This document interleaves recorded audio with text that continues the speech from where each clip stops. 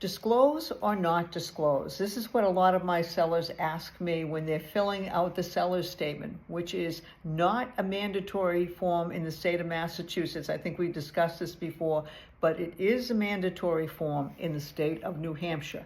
And what a seller's disclosure is what the seller knows about the property. There's a list of questions and the seller fills this out. Now, some sellers, they're qualified to fill it out. For example, if they've owned the house for a while and they know a lot about it and they feel comfortable filling out this form, they can fill it out.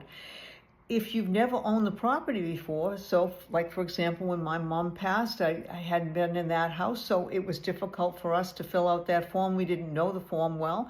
Then don't fill it out. But if you know the house well and you feel comfortable filling out the form, I'm a big believer in disclosure. I think that the more you disclose about the property, the better off you are. So instead of wondering, I know there's something wrong about the house, I'm hoping the buyers won't do a home inspection and then I won't get found out about this, disclose it. Tell them ahead of time, then you won't have to be worrying all the way through the transaction if it's going to fall apart or not, or after it even closes, you're not going to be liable for it. So to the best of your knowledge, fill out the seller's statement. I'm a big fan of disclosure. Also, we have something called frequently asked questions, and this is a form that our team has made up, and it helps the buyers make decisions because they know when things have been updated, they know how old things are. So for example, some of the questions we ask are, what interior improvements have you done? What exterior improvements have you done? What mechanical improvements have you done? What's the age of the roof, the windows, the furnace, the AC unit? Is the hood vented outside?